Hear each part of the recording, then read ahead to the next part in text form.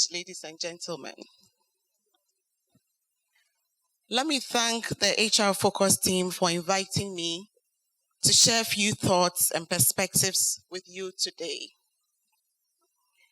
I remember presenting sometime in the year 2000 at a radio conference in Cape Coast. I remember sharing with the audience that we were moving from analog phones to digital phones. And we had just introduced GSM to Ghana. And we're showing them what the new phones would look like. And I was confidently telling them the phones will fit into our palm and it would even have cameras. And I'm sure they looked at me and said, yeah, right. When we get to that bridge, we'll cross it. But today the world has moved on. We are discussing rapid changes in technology. A majority of us are struggling to keep up. As individuals, I think it is easy to decide to ignore some of those technologies.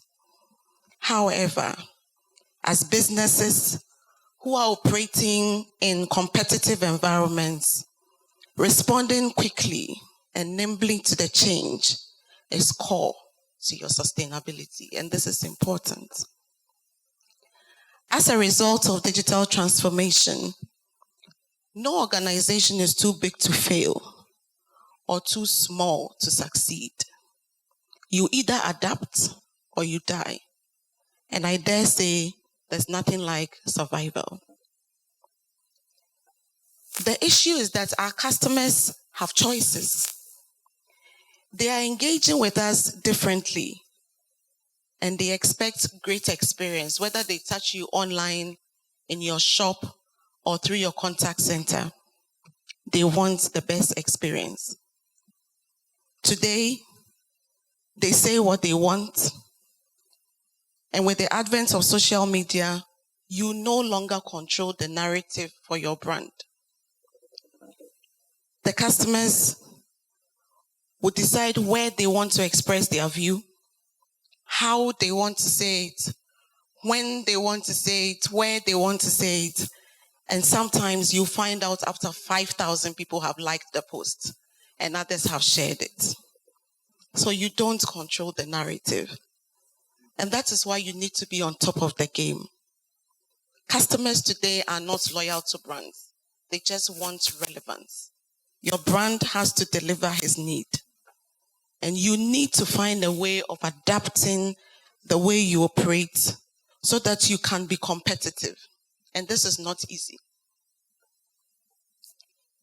So when your CEOs and your marketing teams hear what your competitor is doing, hear what the world is doing, and how the customer is complaining, what do? They rush to HR and they complain about the recruits that you brought. And they ask you to find a replacement urgently so that they can become more digital and then they can compete. We are all in a hurry to digitize old services and call it digital transformation. And HR is sent off to look for talent across the world. But I beg to differ. Real transformation will actually start from the leadership. So they shouldn't come to you to change the people. The transformation has to come from the leadership mindset and our readiness to embrace this new way of working, the agile way of working. If you do not have belief from the top, you can forget it. We must be ready to drive the culture of digital innovation. And what do I mean? I mean a change of mindset, a change of attitude, a change of practices. And then you have the technology at the core of your business. Don't transform old services and call it transformation. Transform the mindset. Transform the attitude and the practices that we have. And that is why when the Amazons of this world are working, they don't work like the typical retail because they came with a different mindset and a different approach. And technology was at the core of what they delivered. It takes strategic planning. Plan change, moving the organization to start becoming data-driven. Many organizations are still writing their strategies based on anecdotal information. This is not sustainable. Strategy has to be written with information that is data-driven. When your staff come to you to share ideas and to ask for something and to purport to deliver a direction, ask them to support it with data. Data-driven decisions going forward. And this is important when we are formulating our strategies and how we make decisions, as I said. We must encourage innovation. Let them think differently. Ask them why they want to do it the way they are doing it. A change of mindset. This will mean, my dear HR people, my dear line manager who is present here, that you now have to allow your team to develop a culture of fearlessness. That means they are empowered to say what they think. They don't need their boss to be breathing over their shoulder every day. A culture that is not rewarding compliance, but rewarding impact, rewarding the outcome. That is where the world is going. Many companies, including Vodafone, are beginning to face this reality. And we are adopting the Agile way of working. Today, the traditional way of working is a linear 12 months budget cycle. 3 to 6 months for project timelines. We have to go through approval processes.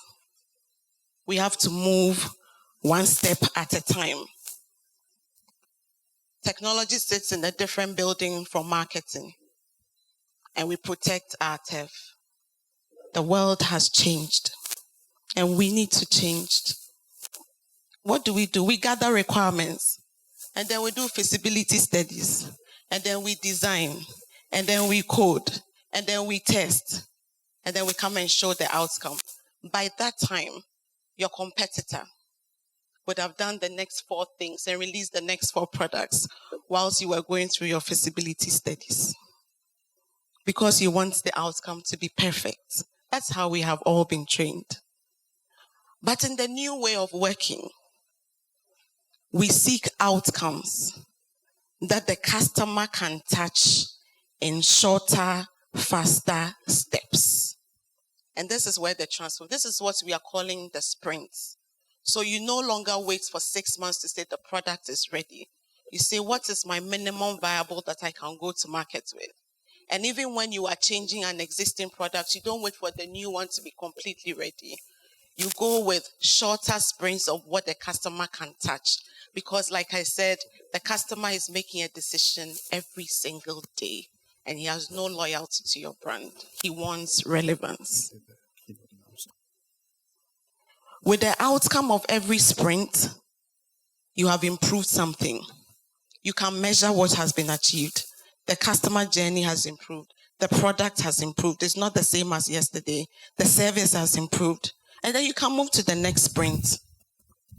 What is important is that you are putting the customer first. This is the change that Agile brings.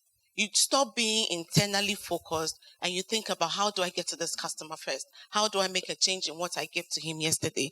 That is what the Agile mind of thinking brings. Delivery early, value early.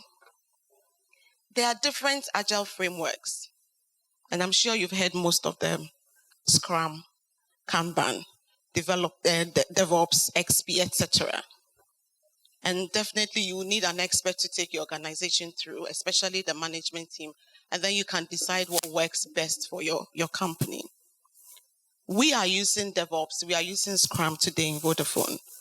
But what is core in all the different frameworks I mentioned is the focus on the customer.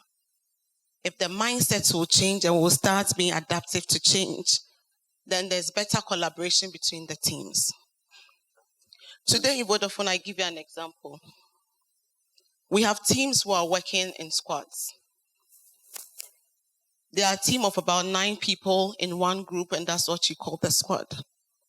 They are employees, and we have moved them from their current roles into those functions. And so you start as HR worrying about what happened to the job that he used to do. But you can cut out a lot of non-essentials and start moving into creative delivery and co-creation. We have had to employ developers because we did not have adequate number of that skill set in-house. The people in these squads, the same person who used to sit under a line manager, today is self-directed, 100% dedicated to that squad he or she works in. They sit together from commercial to IT. They don't sit on their floors again. They have a corner for themselves, and that's where they sit. They have their scrum boards. They huddle every morning. They come and they have somebody called the product manager, the product owner who owns the idea and the vision. So as a team, you have set out to say, we need to deliver the Vodafone app, and we need to get the mobile and the fix into the app. We want to make sure customers can resolve their faults in the app. They have their vision and they move. They sit together, they huddle together, they have a custom-related mission, and we don't control them. That's scary. We only empower them, and we trust that they will come with the outcomes. And every sprint is every 2 weeks. So every 2 weeks, they come with a new outcome and say, now faults is delivered through the app. Tomorrow, they can deliver mobile. Tomorrow, they can deliver postpaid. And that's how they deliver in sprints. They have responsibilities within the team. Like I said, there's the product owner who owns the vision, but he's not the boss. And there's a scrum master who is teaching them how to use the Agile methodology so that they stay on course. Because don't forget, we are all coming from the old system. I met our squad recently, one of the squads. We have many squads now. We have come along the journey, and today we have many squads who are delivering different things. So I met one of the squads sometime this week, and I was having a chat with them and trying to understand where they are. They came to present one of their sprints, one of the outcomes. They are working on a robot who is now responding to customer queries on Facebook Messenger. So I tried to understand. I met the product owner, I met the scrum master, I met the tester, and then I asked one guy, so you two, what do you do in the group? And he says, oh, my title is conversationalist. And I'm like, okay, so what do you do? He says, you know, the robot goes through machine learning, and the more you interact with the robots, the more it learns. And so my job is to converse with the robots and teach him what the customers will be asking so that he will be smart enough to answer their questions. Fascinating. Now with these squads, you now have what we call a chapter. That is many squads working, because you can have them working on customer journey as a topic. And so you will have a chapter lead who takes care of these squads and make sure that maybe the architects in the teams are well trained and the delivery is consistent. But this chapter lead focuses on just his core business. He can do his day job and manage the squads. As the squads grow, you can have what we call the tribe. Today you have your enterprise team, your consumer team. That becomes a tribe. And they are working to deliver towards that big objective. There's a tribe leader. The tribe leader is the one who holds the big budget and shares it among the squads. But once that is done, you don't control them, you don't touch them, they do it, and you trust them for the outcomes every 2 weeks. So is this driving productivity? I think that's the question.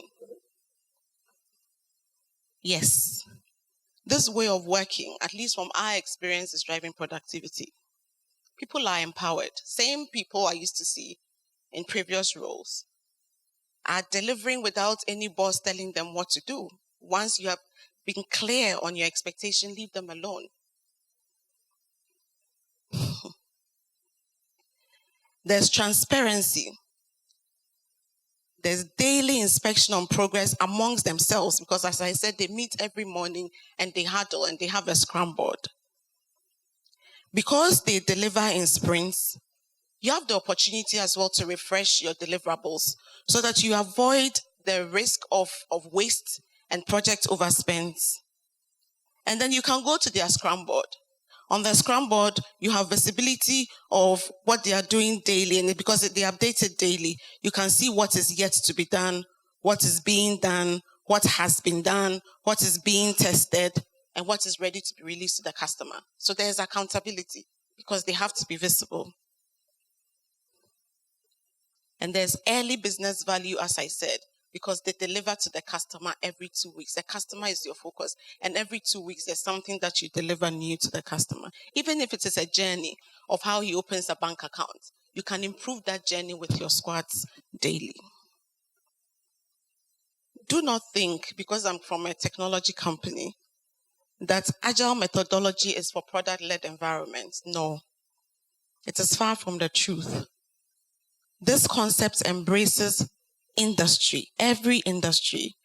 It requires discipline, strict focus on cutting out non-essentials in favor of, as I said, co-creation, collaboration, learning, focusing on the customer, because that's where the competition is. Even in the way we work, generally, even in the way we recruit today, we have tried to embed technology. So we have a tool we call the HireView. Now, HireView is an artificial intelligence portal. So today, it will do the first screening of all recruitments and filter out. And it brings real efficiency into the process of hiring. And there are many agile technologies that we can all harness into our various businesses. Let me caution, though, that agile working means some roles will certainly become ineffective. And anytime I have an opportunity to meet academia, I say this to them. Let's raise critical thinkers. Let's raise problem solvers. Because when you put these people in a squad, they are to solve problems for customers. A lot of the things that we are training our staff and our students to do can be done by robots today. My call center agents, what the robots today we have, who is just now learning, can do, my agents cannot move at that speed. So we have a responsibility as HR people to start reinventing our staff so that there's not panic and fear, because even if we don't do it, as I said, the world is doing it and you have to move along with it. So start retraining our people. Across Vodafone, we realized this. And so the entire organization was given mandatory digital essentials. Everybody had to go through it. And then for the CX level, because we have to define the strategy, we all had to do a face-to-face classroom training on Scrum and digital essentials and how to use digital to define strategy. I say this, it sounds sophisticated, but it is basic and it is a requirement. If we want to start moving into the agile way of working and start touching the customer and delivering value. To end, I will say that we have an opportunity of a lifetime before us. Let's harness the human resources and never lose sight of our present circumstances. Times have changed, and we must change with it. We must seek new ways to innovate, to transform, to produce results with the smartest and most efficient of approaches, and Agile is one of them. I thank you all.